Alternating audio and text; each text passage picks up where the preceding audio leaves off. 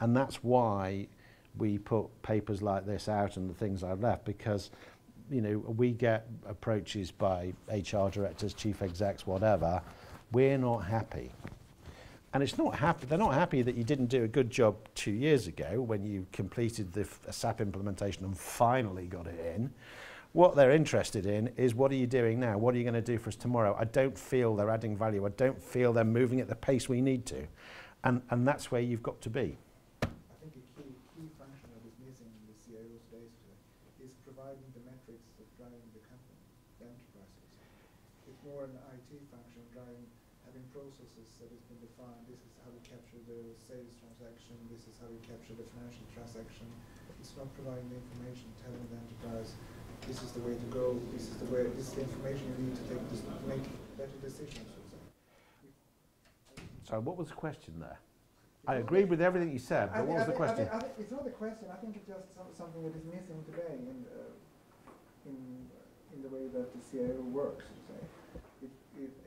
If the CIO would say to the business, I'm going to provide you with the metrics that you need to drive your enterprise. Please define the metrics that you need to make better decisions. Yes. If the CIO would say that would be a huge step forward. Well, they should. I mean, they have to be as cognizant of what the key performance indicators of their businesses as much as their own personal key performance indicators, both of which, I hazard a guess, CIOs and IT directors have been notoriously rubbish at focusing on. Yeah. And I can say that because I was one. Oh, question. Yeah. You talk about Nirvana here. Let's look forward 15 years. We get this right. We all become board level CIOs. You talked when about you won't all do it. being more competent than the rest put together. Yeah. Are they then the future CEOs? Well, I can point to one example of that now. Andrew Rashbass. Andrew Rashbass is the chief executive of one of the smartest organisations on the planet, which is the Economist Group. We hired him into the Economist Group as a project manager in the mid-90s. He became IT director. He became then the CIO of Economist.com, then he became the CEO of Economist.com.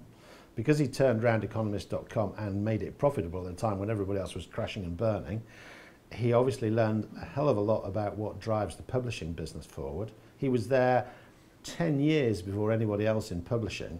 He's now the chief executive. I know what he was put in, on what salary he was put in, and I know what salary he's now getting because it's public domain information. And the improvement is a factor of 100. So if you want to be really successful, then look at Andrew Rashbass as a model and actually talk to him, because you won't hear a word about technology uttered, but you will realise that there is a very cognizant understanding of what it does and doesn't do. And is that because something like The Economist, the media, it's a technology industry now, isn't it? And that's true. Technologists can rise to the top of technology firms and telecoms firms because it is absolutely imperative to what they do day in, day out. But if that is not your core business, you're putting the trucks. But it's only the last 2 or 3 years that The Economist has become a technology business, really, because I mean it still publishes print paper, it still has to sell advertising, it still has to have journalists all over the world doing whatever they did. I understand the point you make, but fundamentally he's got the commercial talent to be chief executive, whether he'd been IT director or not. The fact of the matter is he was, and he used it very well to map a classic path that is worth looking at. There's another guy, Jan Verplank, Standard Chartered Bank. We put him in as CIO. I think he's global COO now and looks after, I don't know, 20, 30,000 people. You know, pretty much all the operations of the bank bar the front end sales. You know, and so again, and he's the guy who had the 200 measures. That's it. So you said that one CV out of 20 has the data that you're looking for. Yeah. You can if we're lucky. If you're lucky, okay, good. And you also said that you know, whatever you read, you want to meet the people. So how do you discover in just a couple of discussions, you know, or interviews, you really, when you get the dream CIO, or whether you don't have him? Well, I think there's a number of things. First of all, we don't just interview that individual. I mean, we will talk about that people to lots of other people. So if that individual worked for a chief exec and they've moved on, then we'll ask the previous chief exec, well, come on, what were they really like? So we ask about a dozen people around that individual before we even interview them, because it might not be worth it if it turns out that they're a sort of a psychotic man manager or something, but just happen to be in the right place at the right time. So we try and figure that out from referencing beforehand. I mean, there are interview techniques that you use to try and get to the bottom of it, and by getting your CV right, what you do is play yourself into the right place. Because if your CV is heavy on your achievements with the accommodating data, what people are going to do is then ask you a different question. Not what did you do, but you see this thing here where you managed to get the French and the Germans to agree to this particular implementation. How did you actually manage to do that? Because on the face of it, there was no reason for them to do it. You go, ah, well, what I did was I managed to persuade the Germans that if they were led on this one, that they would, you know, they could lead on this one, and they'll get the first implementation.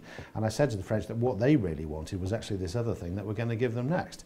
So everybody was happy. So we're thinking, stakeholder management, nice political sensibility, because actually we don't really care and have no ability to measure your technical skills. That's not what we're interested in. What we're interested in is all those things back on the second or third page which you can't measure.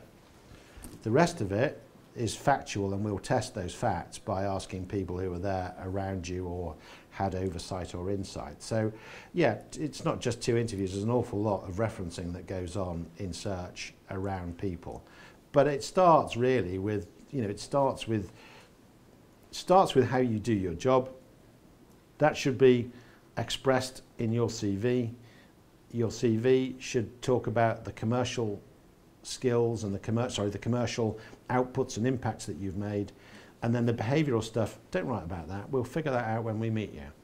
That's the one thing we can do, is figure out behavioural stuff quite well. But the rest of it, we need you to share it, and so you should. This is what you do. You know, this is.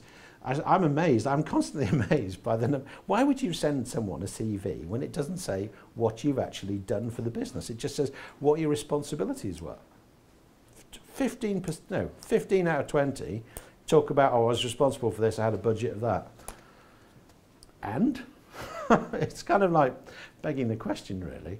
It's a sales brochure, but you know, in life that you are selling yourself as you go through your journey, your career. You're selling yourself to your peers, and this is where you have to sell yourself to your peers harder than ever before, because you have to appear at least as good as they are, and that's a really big ask. But it can be done.